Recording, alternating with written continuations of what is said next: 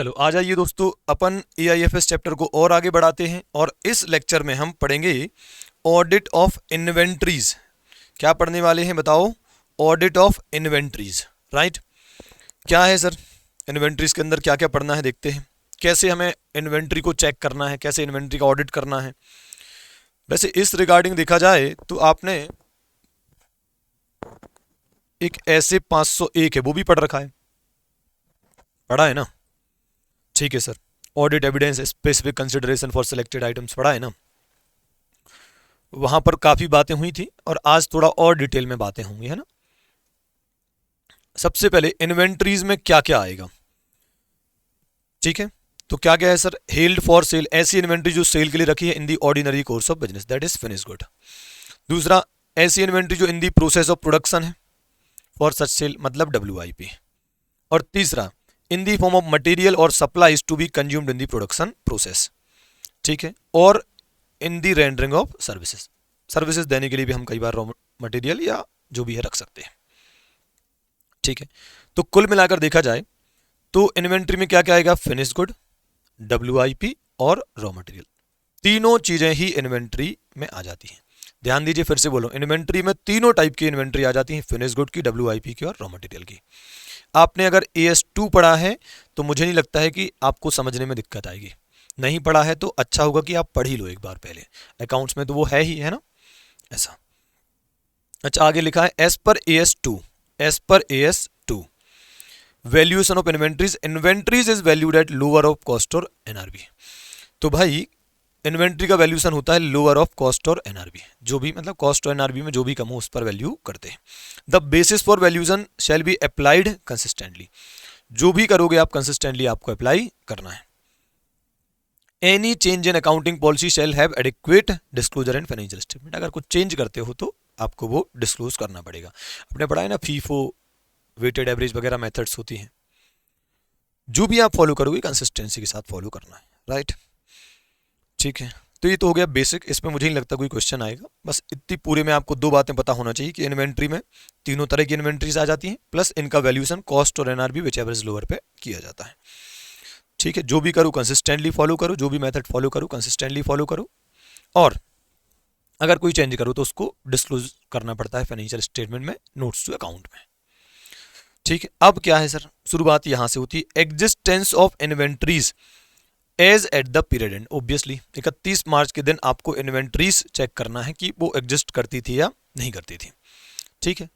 तो एक तरीके से इन्वेंट्री भी एक तरीके से, हर तरीके से असेट ही, इन्वेंट्री असेट है हमारे लिए, बस वो करंट असेट है, ठीक है।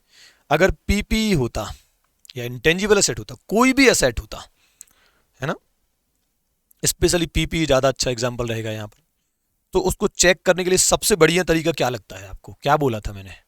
Physical verification. अगर कोई असेट, चाहे वो करंट असेट हो, चाहे वो आपका फिक्स्ड असेट हो, कोई भी असेट हो, अगर कोई असेट को आप टच कर सकते हो, आप देख सकते हो, तो वो एक तरीके से फिजिकल असेट हो गई।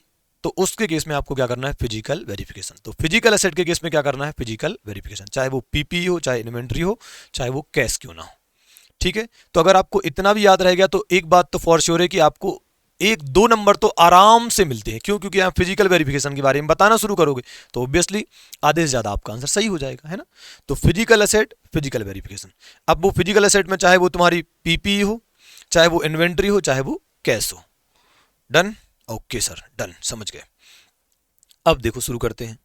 क्या करना है ऑडिटर को? Review the entities plan for performing inventory count. हम बोलेंगे तुम्हारा प्लान दिखाओ कैसे इन्वेंट्री काउंटिंग करती है, कब कब इन्वेंट्री काउंट करती है, पूरा प्लान समझाओ, कैसे इन्वेंट्री काउंटिंग होती है, पूरा प्रोसेस समझाओ, कौन करता है इन्वेंट्री की काउंटिंग, सारी बातें। Auditor should participate in the inventory counting with the management.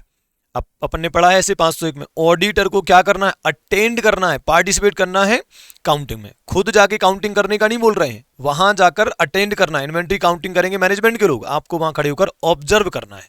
याद है ऐसे 501? हाँ सर याद है। फिर लिखा है test count of inventory by auditor should include. अब कुछ हम टेस्ट काउंटिंग भी करते हैं, मैंने उसमें आपको 501 में ये भी बताया था। वो लोग से काउंटिंग करेंगे, वो लोग काउंटिंग करेंगे, हम ऑब्जर्व करेंगे, पर हमें भी कुछ टेस्ट काउंट करना है, तब तो क्लैरिटी आएगी कि कुछ गड़बड़ नहीं है या वो लोग गलत काउंटिंग नहीं कर रहा है, ऐसा है ना, ठीक है ना। बहुत बढ़िया सर। तो मेन जो है वो ये है, ठीक है। क्या क्या करना है आपको टेस्ट काउंट में, आपको क्या क्या करना है, मेन पॉइंट्स तो यही है। सबसे पहला लिखा है ऑब्जर्विंग एम्प्लॉइज, ये हेडिंग्स मैंने खुद बना दी हैं आपकी अंडरस्टैंडिंग के लिए, मेनली आपको ये लिखना है। ऐसी कोई हेडिंग्स आपकी किताब में नहीं है, ऐसी कोई हेडिंग्स आपकी किताब में नहीं है, बोलो यारो, ठीक है। क्या लिखा है सर, आप एग्जाम में भी लिखोगे तो ऐसा कुछ गलत नहीं है, चलेगा, है ना, बस एक्सप्लेन ढंग से करना। क्या लिखा है, auditor should check that employees are following the plan for counting inventory.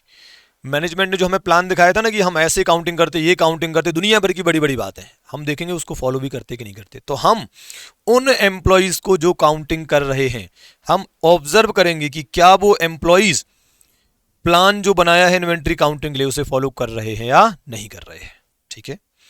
फिर क्या है अप्रोप्रिएट सुपरविजन, ठीक है। तो कोई ना कोई तो होगा जो सुपरवाइज भी करेगा काउंटिंग को, ऐसा थोड़ी कि जिनको रिस्पॉन्सिबिलिटी थी बस वही, बहुत बड़े लेवल पे इन्वेंट्री होती है, वो लोग कुछ गड़बड़ भी कर सकते हैं, तो कोई तो है जो सुपरवाइज करता होगा। तो हम चेक करेंगे, इंश्योर करेंगे that there is a appropriate supervision on the count procedure, कोई तो जो सुपरवाइज भी करे उस काउंटिंग को, ठीक बात है सर। फिर क्या लिखा है items properly tagged, ensure that all inventory items है proper tags on them to identify them.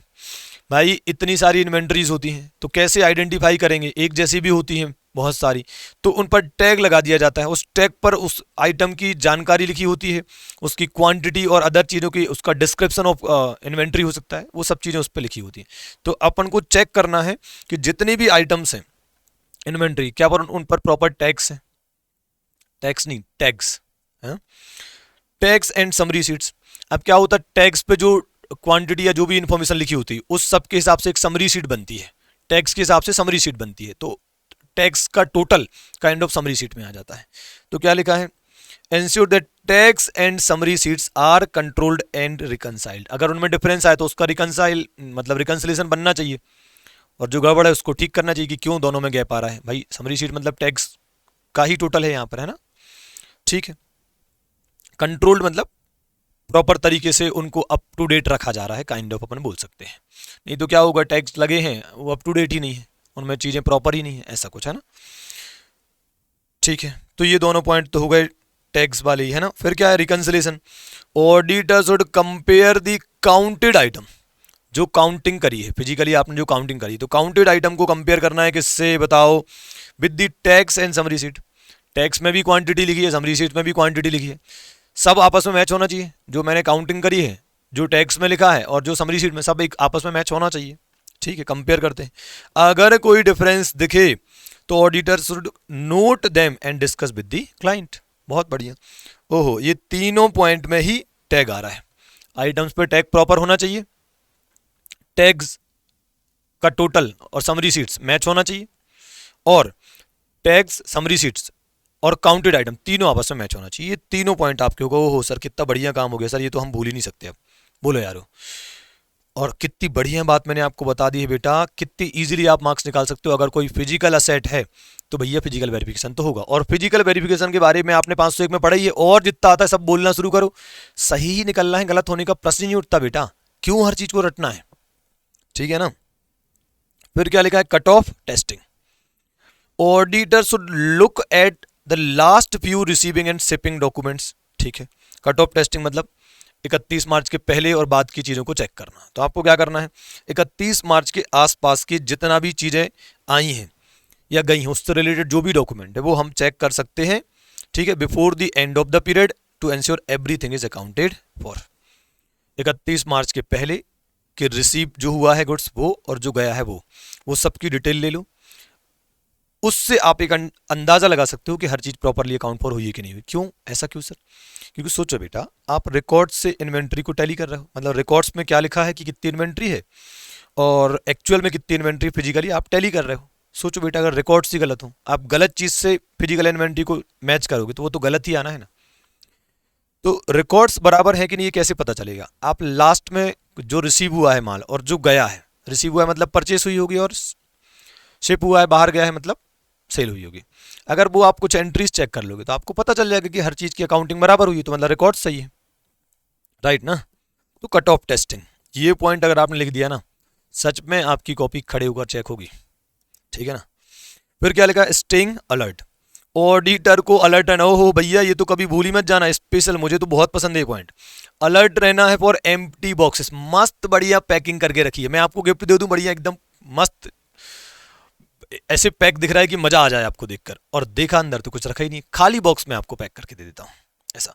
So auditor should alert कि भाई कहीं खाली बॉक्सेस तो नहीं है, आइटम्स खराब तो नहीं हो रहा है, बैग्स भरे भरे रखे हुए, आपको लग रहा है बढ़िया बैग भरा हुआ रखा, अंदर खोल के देखा सड़ रहा है माल, तो उसके लिए अलर्ट रहना है भाई, है ना, प्रोफेशनल स्केप्टिसिज्म, समझ रहे हो, सोते नहीं रहना वहां जाके। फिर थर्ड पार्टी स्टॉक या फिर damage stock, ensure that third party stock या फिर डैमेज्ड या obsolete stock is excluded from the inventory. ओ भाई इन्वेंट्री में अगर कोई माल बिल्कुल सड़ गया है तो राइट ऑफ करो ना उसको हटाओ बुक से, समझ रहे हो, या फिर थर्ड पार्टी का माल रखा है तो उसको बुक्स में मत दिखाओ, वो आपका है नहीं, जो आपका है नहीं उसको क्यों दिखाना है यार, समझे कि नहीं समझे। फिर इन्वेस्टिगेटिंग डिफरेंसेस, ये लास्ट पॉइंट हमेशा की तरह जैसे 501 में था, investigate significant difference between the physical stock taking and the stock record, अगर स्टॉक रिकॉर्ड्स और फिजिकल वेरिफिकेशन में मेजर डिफरेंस आए, सिग्निफिकेंट डिफरेंस आए तो उसको इन्वेस्टिगेट भी करना है, चुप नहीं बैठना है कि डिफरेंस क्यों आ रहा है, मुझे एक्सप्लेन करिए मैनेजमेंट, बोलो यारो। तो पूरा फिजिकल वेरिफिकेशन डिटेल में बता दिया, कितना बढ़िया हो गया, ठीक है, और आपको ये पढ़कर लग रहा होगा कि एग्जाम में आ सकता है, ठीक है, आप चेक करिएगा, हो सकता आया भी हो, ठीक है ना। मैं कोशिश करूंगा कि ये पीडीएफ जब आपको दूं तो उसमें लिख भी दूं कि कब कौन सी चीज कहां पूछी गई है, तो और बेटर काम हो जाएगा, ठीक है ना। फिर क्या लिखा है sir, when the entity uses periodic system of inventory counting, दो टाइप के सिस्टम होते हैं, या तो परपेचुअल सिस्टम होता है या पीरियोडिक। परपेचुअल मतलब रिकॉर्ड्स, स्टॉक के रिकॉर्ड्स हमेशा अप टू डेट रहते हैं, रियल टाइम बेस पे उनको अपडेट करा जाता है, और पीरियोडिक सिस्टम मतलब थोड़े थोड़े समय में अपडेट करेंगे, हमेशा तुरंत नहीं करेंगे, इमीडिएट नहीं करेंगे, थोड़े थोड़े समय में करेंगे, ठीक है। तो अगर पीरियोडिक सिस्टम का काउंटिंग का तरीका अगर यहाँ पर फॉलो होता है तो हम क्या करेंगे, it should be undertaken at the end of the period, भाई अगर आपके यहाँ पीरियोडिक सिस्टम फॉलो होता है तो हम कहेंगे ईयर एंड पर ही आप काउंटिंग कराइए, मैं अवेलेबल रहूंगा, ठीक है। और अगर परपेचुअल सिस्टम फॉलो करते हो तो आप कभी भी चेक कर लो, फिर तो हमेशा रिकॉर्ड्स अप टू डेट होंगे, आप फिजिकली मैच कर लो, है ना। तो if the entity uses perpetual system with proper and adequate records, तो इन्वेंट्री में भी काउंटेड एट इंटरम डेट्स, कभी भी मैच कर लो फिर तो आप, कोई दिक्कत नहीं है।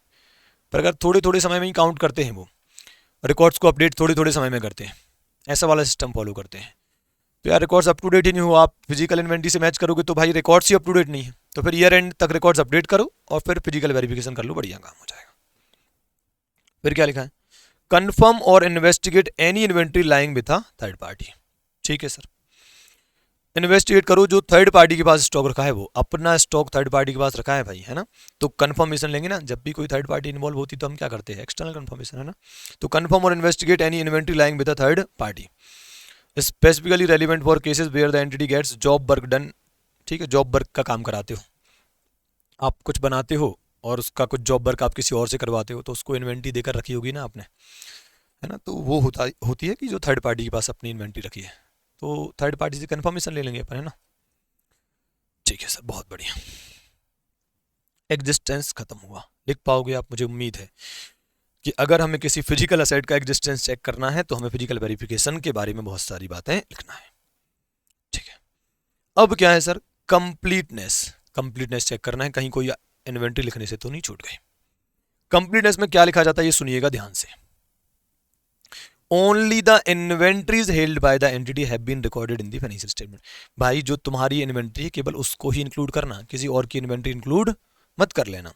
ऑब्वियसली कई बार कंसाइनमेंट पर कोई इन्वेंट्री आई हो तो वो थोड़ी आपकी है, या किसी भी थर्ड पार्टी की इन्वेंट्री आपके पास रखी है तो वो शामिल नहीं करना, है ना। तो only the inventories held by the entity have been recorded in the financial statement and do not include any inventories that belong to third parties, third party वाली इन्वेंट्री आपको इंक्लूड नहीं करना है। बट डज इंक्लूड करना है क्या, inventories owned by the entity and lying with the third party, भाई मेरी इन्वेंट्री कहीं और रखी है तो वो तो शामिल करूंगा ना, कुल मिलाकर मुझे अपनी इन्वेंट्री ही रिकॉर्ड्स में शामिल करनी है। तो अपनी इन्वेंट्री कौन है, एक तो जो मेरी इन्वेंट्री और मेरी पास रखी है, प्लस मेरी इन्वेंट्री जो किसी और के पास रखी है वो मुझे शामिल करना है, और अगर किसी और की इन्वेंट्री मेरे पास रखी, भाई मेरी है ही नहीं किसी और की है, तो रिकॉर्ड से हटाओ, ये अपन को रिकॉर्ड्स में नहीं रखना है। क्या ये क्लियर है? यस सर क्लियर है। क्या क्या लिखा है सर, सबसे पहले लिखा है purchase and sales cut off test, इसमें देखो पॉइंट्स है, मैंने कुछ याद कराने की कोशिश करूंगा मैं, है ना, आप सुनना बस ध्यान से। Purchase and sales cut off test, compare shipping and receiving document, माल के आने के डॉक्यूमेंट, माल के जाने के डॉक्यूमेंट, ठीक है। अराउंड ईयर एंड, मतलब ईयर एंड के पहले के डॉक्यूमेंट, ईयर एंड के बाद के डॉक्यूमेंट, दोनों, है ना। So before and after the year end to ensure all transaction are recorded in the correct accounting period. Cut off procedure का मतलब ही होता है आप ईयर एंड के पहले के ट्रांजेक्शन, ईयर एंड के बाद के ट्रांजेक्शन, परचेज और सेल्स दोनों से इन्वेंटरी अफेक्ट होती है, तो दोनों के हमें क्या करना है, ट्रांजेक्शन चेक करना है, और ये चेक करना है कि क्या प्रॉपर करेक्ट अकाउंटिंग पीरियड में चीजें रिकॉर्ड हुई हैं।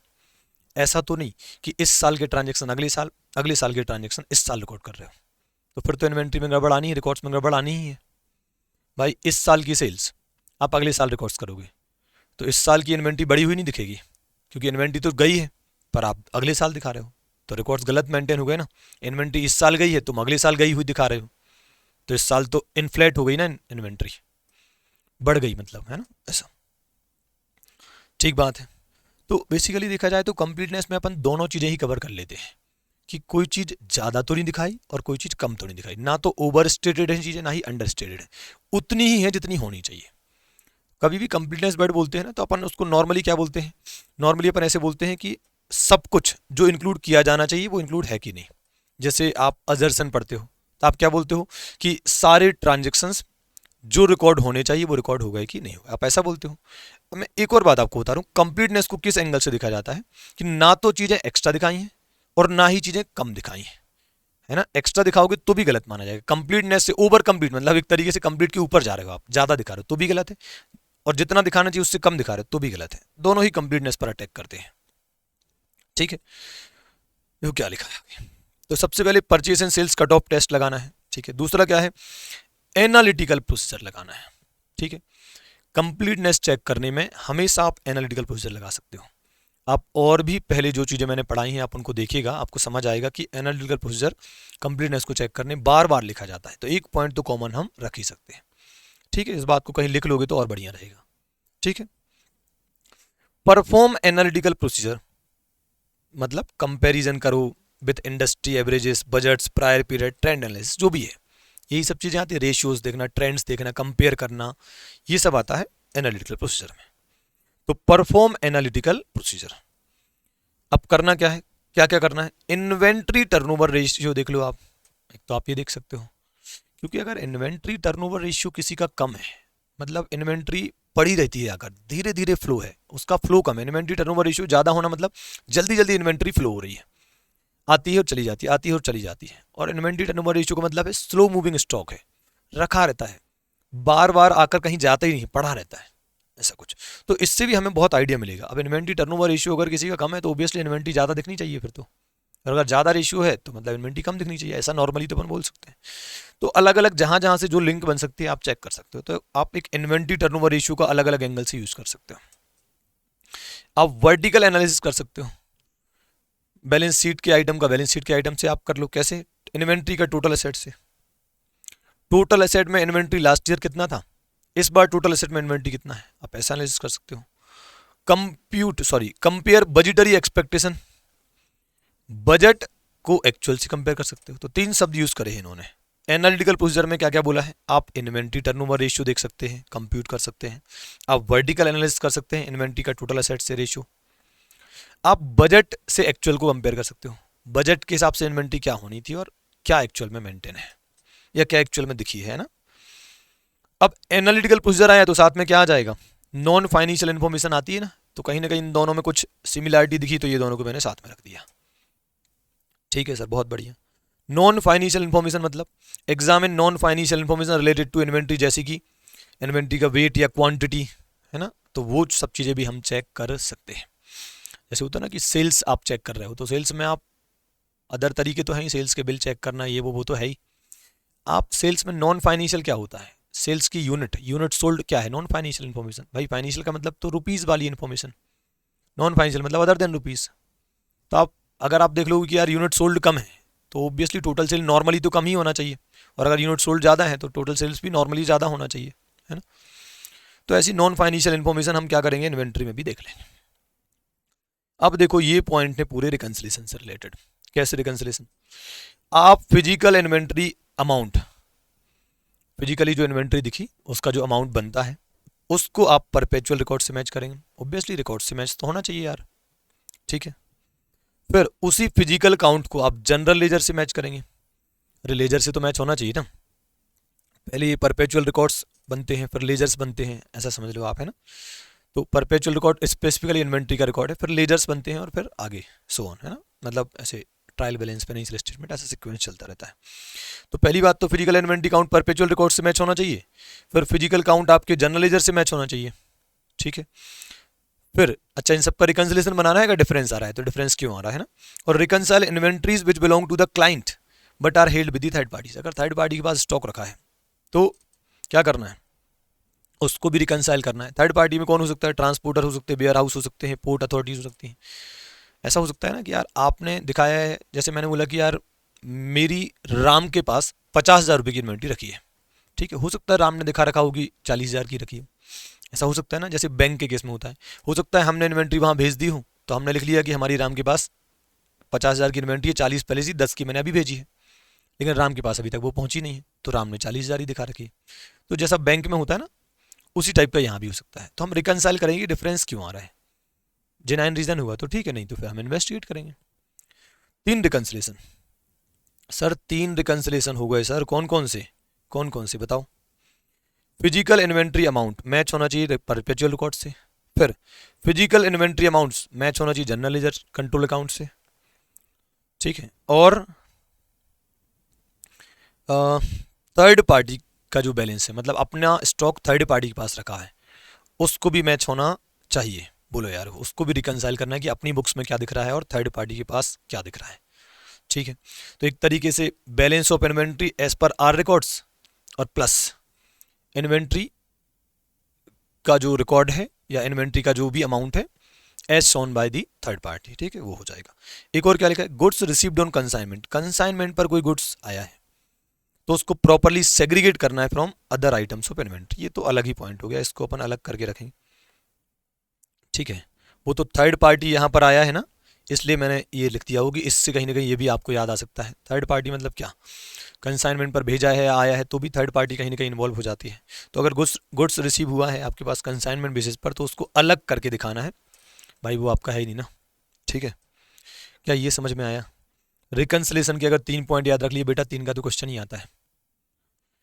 परपेचुअल रिकॉर्ड से फिजिकल इन्वेंट्री अमाउंट मैच होना चाहिए, फिजिकल काउंट मैच होना चाहिए जनरल लेजर कंट्रोल अकाउंट से या टोटल से, और अगर इन्वेंट्री थर्ड पार्टी के पास रखी है तो थर्ड पार्टी ने जो इन्वेंट्री का बैलेंस दिखाया है प्लस जो अपने रिकॉर्ड के हिसाब से बैलेंस है उसको भी रिकंसाइल करना है।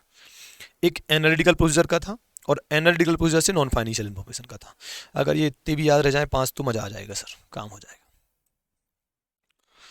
फिर आ जाते हैं हम किस पर, ओनरशिप राइट्स पर। ओनरशिप चेक करना है, मैंने बताया भी था आपको पीपी के समय या इंटेंजिबल एसेट के समय। ओनरशिप कैसे चेक करोगे भाई, अगर पीपी होगा, फिजिकल असेट होंगे स्पेशली जैसे कि आपकी लैंड बिल्डिंग वगैरह है तो उनकी रजिस्ट्री होती है, कन्वियांस डीड जैसे सेल डीड या गिफ्ट डीड हो सकती है, और भी पेपर्स हो सकते हैं, पर इन्वेंट्री की थोड़ी ना रजिस्ट्री होती है। तो उस केस में क्या, तो इनवॉइस होता है जो सबसे मेन होता है। भाई बताओ ना, ये मोबाइल मेरा है, इसका क्या प्रूफ है। एक तरीके से मेन प्रूफ तो है कि बिल होगा, बिल मेरे नाम का होगा। ये आईपैड मेरा है, इसका क्या प्रूफ है, इनवॉइस, है ना, ठीक है। समझते हैं, कहीं ना कहीं डॉक्यूमेंट्स की बातें यहाँ पर होके चलेंगी, राइट। कोई ना कोई डॉक्यूमेंट हमें चेक करना है ताकि हम ये देख सकें कि लीगल ओनरशिप राइट जो है वो एंटिटी का है, ठीक है। सबसे पहले तो हमें करना है वाउचिंग। वाउचिंग में क्या लिखा है, vouch recorded purchase against original document. जो परचेस अपने क्लाइंट ने रिकॉर्ड करी है उसको टैली करेंगे ओरिजिनल डॉक्यूमेंट से, लाइक परचेस रिक्विजिशन। ओहो, मतलब पूरी चेन चेक करना है हमें। जब स्टोर डिपार्टमेंट में माल खत्म हो जाता है तो स्टोर डिपार्टमेंट किससे बोलता है, अब बताओ। या इसको थोड़ा ऐसा कर लो आप कि जो फैक्ट्री है, फैक्ट्री जहाँ पर माल बन रहा है, वो माल बना रहा है तो उसको रॉ मटेरियल चाहिए पड़ता है। मान लो रॉ मटेरियल खत्म हो गया तो वो क्या करेगा, वो स्टोर डिपार्टमेंट से बोलता है कि हमको स्टोर की ज़रूरत है, मटेरियल की ज़रूरत है, तो बनाता है मटेरियल रिक्विजिशन नोट बनाता है, ठीक है। इसके अलावा क्या होता है सर, अच्छा इन्होंने थोड़ा और आगे से लिखा है, इन्होंने परचेस रिक्विजिशन से लिखा है, मैं अभी पूरा बोल दे रहा हूँ आपको, है ना। तो वो किससे बोलता है, स्टोर डिपार्टमेंट से। स्टोर डिपार्टमेंट किससे बोलता है, परचेस डिपार्टमेंट से कि यार माल खत्म हो गया है, आप प्लीज़ बुलवा दीजिए, और परचेस डिपार्टमेंट आगे बढ़ाता है उसको, परचेस ऑर्डर्स देता है, फिर ऐसा चलता है ना। तो बोले चेन में जो जो डॉक्यूमेंट आते हैं वो सब चेक करना है।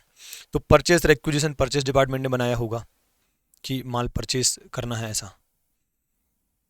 फिर क्या है सर आपका, परचेस ऑर्डर देना, रिसीविंग रिपोर्ट हो सकती है, माल आया हुआ उसका कुछ डॉक्यूमेंट हो सकता है, वेंडर इनवॉइस हो सकते हैं, या पेमेंट फाइल हो, पेमेंट करा होगा तो वो हो सकते हैं। कुल मिलाकर आपका इन्वेंट्री से रिलेटेड जो भी डॉक्यूमेंट है वो सब चेक करना है, ठीक है। तो परचेस रिक्विजिशन हो, परचेस ऑर्डर हो, रिसीविंग रिपोर्ट हो, वेंडर इनवॉइस हो, पेमेंट का प्रूफ हो, ये सब प्रूफ हो जाएंगे। तो क्या बाउचिंग, बेसिकली बाउचिंग का मतलब होता है कि एंट्रीज को उसके सपोर्टिंग डॉक्यूमेंट से चेक करना। एंट्रीज को, तो परचेस की एंट्री है, उसके सपोर्टिंग डॉक्यूमेंट क्या क्या हो सकते हैं, परचेस रिक्विजिशन, रिसीविंग रिपोर्ट वगैरह वगैरह, तो उनसे आपको टैली करना है, राइट। मैं तो आपको और डिटेल में ले जा रहा था ये डायग्राम बनाकर कि कौन किसको बोलता है, तो पूरा प्रोसेस क्या होता है, पर ठीक है उतना डिटेल में जाने की जरूरत नहीं है, इन्होंने थोड़ा और आगे से लिखा है, मैं थोड़ा और पीछे से बताने की कोशिश कर रहा था, ठीक बात है। अब आगे क्या लिखा है भाई, एक सेकेंड एक सेकेंड एक सेकेंड।